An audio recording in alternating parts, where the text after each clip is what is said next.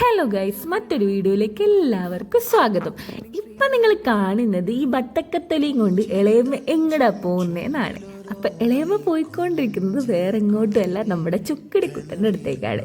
നമ്മുടെ ചുക്കിടിക്ക് ഒരു പ്രത്യേകതയുണ്ട്. ചുക്കിടിക്ക് ഇങ്ങനത്തെ ഫ്രൂട്ട്സ് ഐറ്റത്തിനോടും അതുപോലെ തന്നെ ഈ ബത്തക്കയുടെ തൊലിയോടൊക്കെ ഭയങ്കര ഇഷ്ടമാണ്. അപ്പോൾ പണ്ടെന്ന് വെച്ചാൽ നമ്മൾ വെറുതെ തമാശക്കൊരിക്കലും ഇങ്ങനെ ചുക്കിടിൻ്റെ മുന്നിലേക്ക് ഈ തൊലി ഇട്ട് കൊടുത്ത്, അപ്പം നോക്കുമ്പോൾ പെട്ടെന്ന് അതെടുത്ത് തിന്ന്. നമുക്കൊരു അത്ഭുതം തോന്നി. പൊതുവേ ഈ മൃഗങ്ങൾ എന്ന് പറയുമ്പം മീൻസ് പട്ടിയൊന്നും ഇങ്ങനത്തെ കഴിച്ചതായിട്ട് കണ്ടിട്ടില്ല, അതുകൊണ്ടായിരിക്കണം നമുക്ക് അന്നൊരു അത്ഭുതമായിട്ട് തോന്നി. പിന്നെ നമ്മൾ എന്ത് കഴിക്കുമ്പോഴായാലും അതിൻ്റെ ഇങ്ങനെ ഫ്രൂട്ട്സിൻ്റെ ഇല്ലേ, മാംഗോ ആയാലും പൈനാപ്പിൾ ആയാലും ഇപ്പോൾ പപ്പായ ആയാലും എല്ലാം ഇട്ട് കൊടുക്കാൻ തുടങ്ങി. നോക്കുമ്പോൾ ഇവരതൊക്കെ കഴിക്കാൻ തുടങ്ങി. ഈ നമ്മൾ ബത്തക്ക കഴിക്കുന്ന സമയത്ത് വീടിൻ്റെ ഏത് സൈഡിലാണെങ്കിൽ ഇവന് ഓടി വന്നത് നോക്കി നിൽക്കുന്ന ഒരു രംഗമുണ്ട്. ഞാൻ എപ്പോഴെങ്കിലൊക്കെ അത് ക്യാച്ച് ചെയ്യാൻ പറ്റുമെങ്കിൽ ക്യാച്ച് ചെയ്തിട്ട് കാണിച്ചു തരാം. അപ്പോൾ ഇവനിതിങ്ങനെ കൊടുക്കുമ്പോൾ ഇവൻ കഴിക്കും. അത് കഴിഞ്ഞ് എൻ്റെ മക്കൾ വന്നു. മക്കളോട് ഇങ്ങനെ സൊറ പറയുമാണ്. ഇവൻ പറയുന്നത് എൻ്റെ 2 പല്ലും പോയി എന്ന്. അപ്പോൾ ഞാൻ ഇവനെ കളിയാക്കുന്നു. അപ്പോൾ വാവ പറയാണ് എൻ്റെ ഈ പല്ല് ഇളകാൻ തുടങ്ങിയിട്ടുണ്ട് എന്ന് പറഞ്ഞ് അവൻ കാണിച്ചു തരികയാണ്.